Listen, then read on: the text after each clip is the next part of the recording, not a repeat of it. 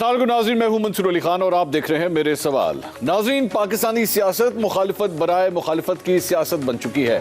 मेरे कप्तान हो या PDM, दोनों हर मामले पर बगैर सोचे समझे एक दूसरे की मुखालिफत पर तैयार रहते हैं।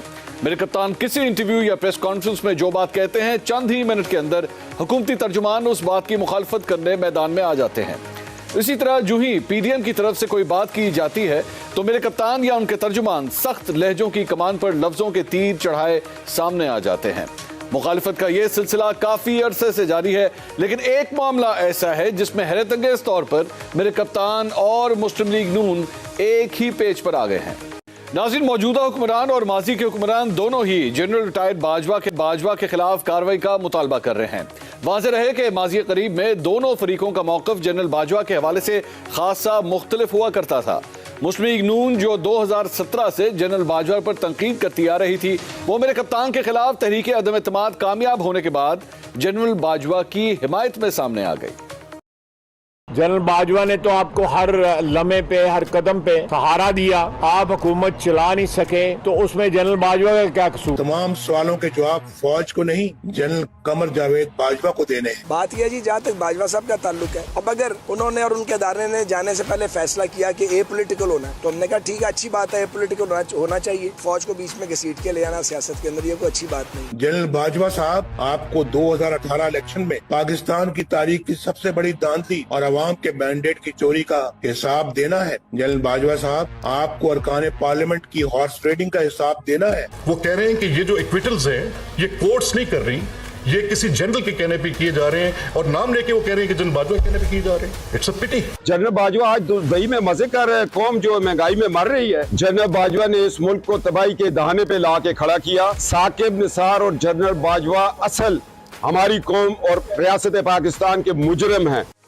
नाज़रीन, मुस्लिम लीग नून की पॉलिसी में 180 डिग्री पर होने वाली तब्दीली आपने देखी। अब जनरल बाजवा के बारे में मेरे कप्तान की तहरीक इंसाफ का यू टर्न मुलाहिजा कीजिए। नाज़रीन, मेरे कप्तान हैं जो 3.5 साल एक पेज के मजे लूटते रहे। अपने पूरे अहद इक़्तिदार में मेरे कप्तान जनरल बाजवा की तारीफों के पुल बांधा करते थे और उन्हें जमहूरियत पसंद जनरल करार दिया करते थे। जनरल बाजवा ने जब इदारे को गैर सियासी करने का फैसला किया तो मेरे कप्तान की हुकूमत जाती रही। अब मेरे कप्तान जनरल बाजवा के खिलाफ इंक्वायरी के मुतालबे पर उतर आए हैं। दूसरी तरफ मुस्लिम लीग नून ने जो एंटी एस्टैब्लिशमेंट पॉलिसी 2017 में अपनाई थी, वो तहरीक अदम एतमाद की कामयाबी और मेरे छोटे कायद के वजीर आजम बनने के बाद माजी का किस्सा बन गई। जब जनरल बाजवा आर्मी चीफ के ओहदे से सुबुकदोश हुए तो मुस्लिम लीग नून की पॉलिसी में एक बार फिर तब्दीली नजर आने लगी, जो अब वाज़ेह हो चुकी है। चंद माह पहले तक जनरल बाजवा की दिफाई लाइन बनी हुई मुस्लिम लीग नून अब उनके खिलाफ इंक्वायरी के मुतालबे की हिमायत कर रही है। नाज़रीन, मेरे कप्तान का एस्टैब्लिशमेंट के हवाले से यू टर्न हो, मुस्लिम लीग नून की एंटी एस्टैब्लिशमेंट बयानिए से दस्तबरदारी हो, ये दोनों ही सियासी चालें हैं। सियासी जमातें अपने अहदाफ और अपनी पोजीशन के हवाले से अपने मौक़िफ़ को बदलती रहती हैं। इसका मतलब ये हुआ कि असूल अहम नहीं बल्कि मफाद कहीं ज़्यादा अहम है। किसी भी इशू पर इकट्ठी ना हो सकने वाली मुस्लिम लीग नून और तहरीक इंसाफ इस मामले में इत्तफाक कर रही हैं, तो जहन में सवाल तो पैदा होंगे। मेरे इस हवाले से 8 सवाल हैं। सवाल नंबर 1, लतीफ वफाकी हुकूमत का एक अहम हिस्सा है। क्या वो जनरल बाजवा के खिलाफ इंक्वायरी की तजवीज़ टीवी प्रोग्रामों के बजाय वफाकी काबीना में देंगे, और क्या मौजूदा वजीर आजम शहबाज शरीफ इस इंक्वायरी की हिमायत करेंगे? सवाल नंबर 2, नवाज शरीफ जनरल परवेज मुशर्रफ मरहूम के खिलाफ कार्रवाई करना चाहते थे, लेकिन यह मुमकिन ना हो सका। क्या मौजूदा हुकूमत के अंदर इतना हौसला है कि वो साबिक आर्मी चीफ जनरल बाजवा के खिलाफ इंक्वायरी कराए? सवाल नंबर 3, मेरे कप्तान ने अपनी हुकूमत जाने का जिम्मेदार जनरल बाजवा को करार देते हुए इंक्वायरी का मुतालबा किया। क्या मेरे कप्तान सिर्फ तहरीक अदम एतमाद में जनरल बाजवा के किरदार को ही ज़ेर बहस लाना चाहते हैं, या वो 2018 के इलेक्शन और 2021 के सेनेट इलेक्शन में बंदे पूरे करने की इंक्वायरी भी करवाना चाहेंगे? सवाल नंबर 4, मुस्लिम लीग नून ने जनरल बाजवा के बारे में अपनी पॉलिसी 2 बार बदली। मेरे कप्तान ने भी पॉलिसी तब्दील की। सियासी जमातों की पॉलिसियां असूल पर बनती हैं या सियासी पोजीशन के मुताबिक? सवाल नंबर 5, क्या ये हकीकत नहीं कि सियासी रहनुमा खुद इक्तदार में आने के लिए एस्टैब्लिशमेंट से मदद मांगते हैं, एस्टैब्लिशमेंट की मेहरबानियों से फायदा उठाने वालों को इंक्वायरी के मुतालबे जेब देते हैं? सवाल नंबर 6, मेरे कप्तान और मियां जावेद लतीफ दोनों ने इंक्वायरी का मुतालबा किया है। क्या इंक्वायरी सिर्फ जनरल बाजवा के खिलाफ होनी चाहिए या उनसे फायदा उठाने वाले सियासी रहनुमाओं को भी इंक्वायरी की जद में आना चाहिए? सवाल नंबर 7, एस्टैब्लिशमेंट की सियासत में मुदाखलत रोकने का वाहिद तरीका सियासतदानों का मिल बैठना और एक बात पर इत्तेफाक करना है। क्या सियासी जमातें इस बात पर इत्तेफाक करेंगी कि वो आइंदा एस्टैब्लिशमेंट के पास नहीं जाएंगी? सवाल नंबर 8, मुस्लिम लीग नून और तहरीक इंसाफ दोनों जनरल रिटायर्ड बाजवा के खिलाफ खुलकर बयानबाजी कर रहे हैं, मगर जनरल बाजवा का कोई जवाब अब तक सामने नहीं आया। अगर जनरल बाजवा ने लब कुशाई कर दी तो क्या दोनों जमातें शर्मिंदगी का सामना करने के लिए तैयार हैं? इन तमाम सवालों के जवाब ढूंढने की कोशिश अपने पैनलिस्ट का इंट्रोडक्शन कराता हूं। मुस्लिम लीग नून से आज उनके सीनियर रहनुमा मियां जावेद लतीफ साहब हमारे साथ मौजूद हैं। पाकिस्तान पीपल्स पार्टी से कादर खान मंदोखेल साहब हमें ज्वाइन कर रहे हैं और सीनियर तज्जियाकार आमिर जियाद साहब भी आज इस प्रोग्राम का हिस्सा हैं। तमाम मेहमानों का बहुत बहुत शुक्रिया।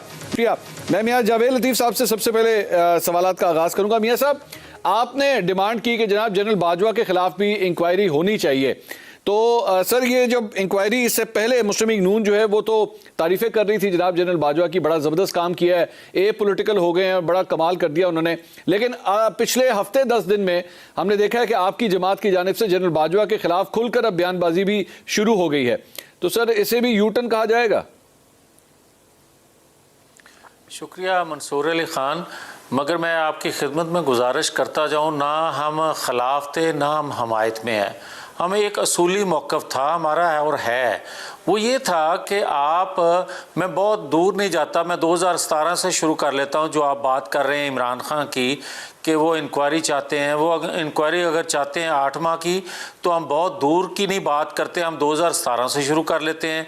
हम बात कर रहे हैं कि जनरल फैज़, जनरल बाजवा, साकिब निसार, आसफ सईद खोसा और इमरान खान, इन किरदारों ने जो 2017 में रोल अदा किया, और आज जो कहते हैं रजीम चेंज, क्या 2017 में रजीम चेंज नहीं हुई थी? और 2017 में किस किस ने क्या क्या रोल अदा किया, किस किस किरदार ने, और पाकिस्तान इस भंवर में फंस गया। मंसूर अली खान, आज से पहले या 2017 से पहले मुदाखलत रही है एस्टेब्लिशमेंट की या दीगर ताकतवर हलकों की, मगर पाकिस्तान में कुछ थोड़ी बहुत रस थी, पाकिस्तान चलता गया। आज इंक्वायरी की अगर कोई बात कर रहा है तो वो कह रहा है कि जनाब मेरी हमायत क्यों ख़त्म कर दी, जबकि हम ये कहते हैं आप हमायत किसी की क्यों करते हैं, किसी की मुखालफत क्यों करते हैं? आप आइन कानून में रहते हुए आइनी रोल एक अदा करें। आप ये कह रहे थे कि अगर जनरल बाजवा ने लबकुशाई की, उन्होंने अपनी ज़ुबान खोल ली, तो फिर क्या होगा? मैं कहता हूँ खुदा करे ये 5 किरदार जो हैं ये ज़ुबान खोलें, ताकि पाकिस्तानी कौम को पता चले कि पाकिस्तान के लिए कुर्बानी देने वाला कौन है और पाकिस्तान का असल मुजरम कौन है। ये जो आज की मईशत है, ये जो आज की महंगाई है, ये आज जो रुपए की कदर है, ये आज जो डॉलर की ऊंची उड़ान है, आज जो बेरोजगारी है, आज IMF से आप जो मुआहदे कर रहे हैं कड़ी शराइत पर, ये 2019 में किसने मुआहदा किया था?